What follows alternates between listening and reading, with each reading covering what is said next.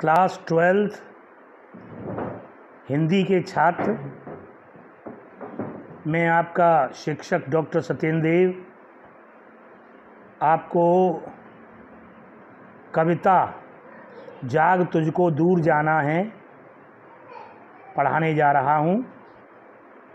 इसकी रचयिता महादेवी वर्मा है।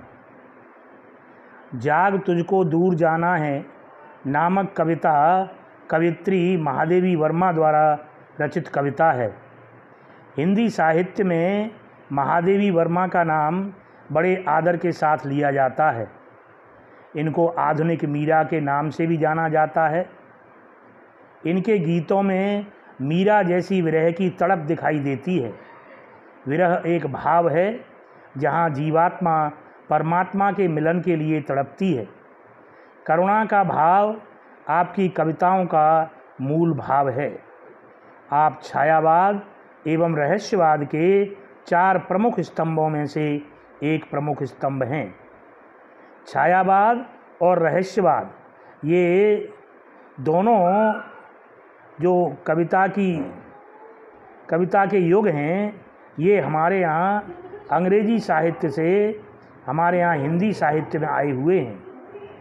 छायावाद और रहस्यवाद ये एक ऐसा कविता का युग है जहाँ परमात्मा के गूढ़ रहस्यों के बारे में कवियों को जिज्ञासा रही है।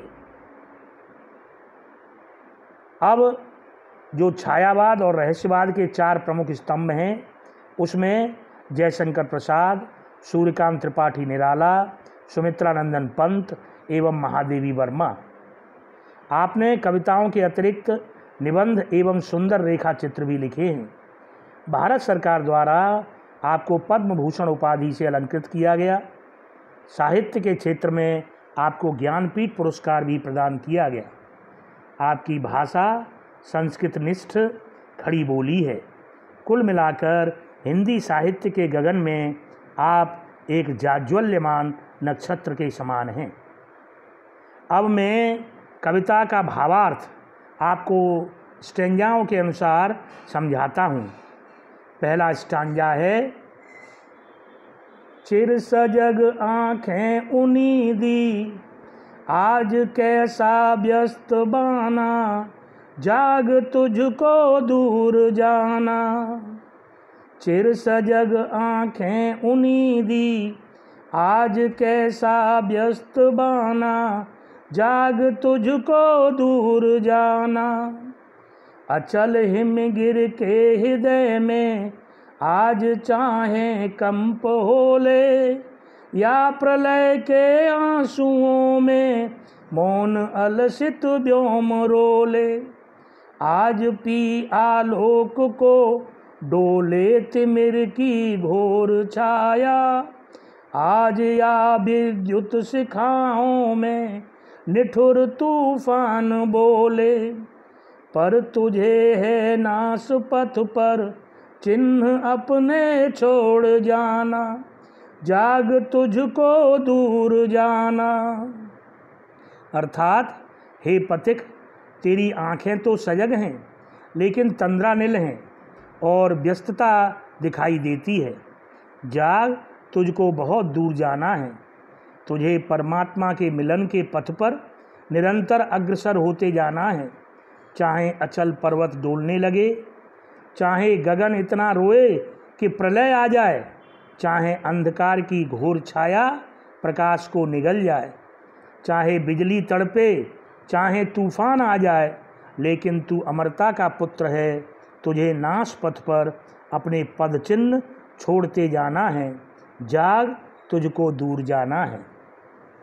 दूसरा स्टैंजा है, बांध लेंगे क्या तुझे ये मोम के बंधन सजीले, पंथ की बाधा बनेंगे तितलियों के पर रंगीले। विश्व का क्रंदन भुला देगी मधुप की मधुर गुनगुन, क्या डुबा देंगे तुझे यह फूल के दल ओस गीले। तून अपनी छाह को अपने लिए कारा बनाना, जाग तुझको दूर जाना। क्या तुझे सांसारिक मोह माया जाल तुझे अपने बंधनों में बांध लेंगे? क्या तितलियों के रंग बिरंगे पंखों की तरह संसार का आकर्षण तुझे मोहित कर लेगा? क्या भौरे की मधुर गुंजार और विश्व में मची हाहाकार तुझे कोई बाधा का काम करेगी? क्या फूल के दलों पर ओस की बूंदों से तू गीला हो जाएगा? हे पथिक, तू अपनी ही छाया को अपने लिए कारागार मत बना। हे पथिक, जाग, तुझे परमात्मा के मिलन के लिए बहुत दूर जाना है। तृतीय पद है, वज्र का और एक छोटे अश्रुकण में धोग लाया, दे किसी जीवन सुधा दो घूंट मंदिरा मांग लाया। सो गई आंधी मलय की बात का उपधान ले क्या, विश्व का अभिशाप क्या चिर नींद बन कर पास आया। अमरता सुत चाहता क्यों मृत्यु को उर में बसाना, जाग तुझको दूर जाना। भावार्थ है, पाषाणी हृदय को अश्रुकण में गलाया नहीं जा सकता, जीवन रूपी अमृत को मदिरा के बदले नहीं दिया जा सकता। क्या बात का तकिया बनाकर मलयानिल सो सकती है? क्या तेरे पास विश्व का अभिशाप नींद बनकर तेरे पास आया है? तू तो अमरता का पुत्र है, इसलिए मृत्यु को अपने हृदय में स्थान मत दे। हे पथिक, जाग, तुझे बहुत दूर जाना है। अपने प्रियतम उस परमात्मा के मिलन के लिए उस पथ पर तुझे अग्रसर होते रहना है। चतुर्थ पद है, कहन ठंडी सांस में अब भूल वह जलती कहानी, आग हो उर में तभी दृग में सजेगा आज पानी। हार भी तेरी बनेगी माननी जय की पताका, राख क्षणिक पतंग की है अमर दीपक की निशानी। है तुझे अंगार सैया पर मृदुल कलियां बिछाना, जाग तुझको दूर जाना।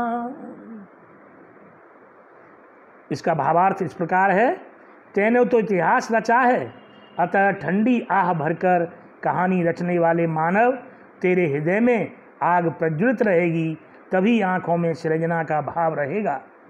दीप की ज्योति पर आकर्षित होकर पतंगा अपनी जीवन लीला समाप्त कर देता है, लेकिन अपने निष्कपट प्रेम की कहानी लिख देता है। उसी प्रकार हे मानव, तुझे अंगार की सेज पर शैया पर मृदुल भावनाओं रूपी कलियां सजानी हैं। आखिर सृष्टि का आधार मानव ही तो है, तुझे सृष्टि की रचना करनी है। हे पथिक, जाग, तुझे दूर जाना है।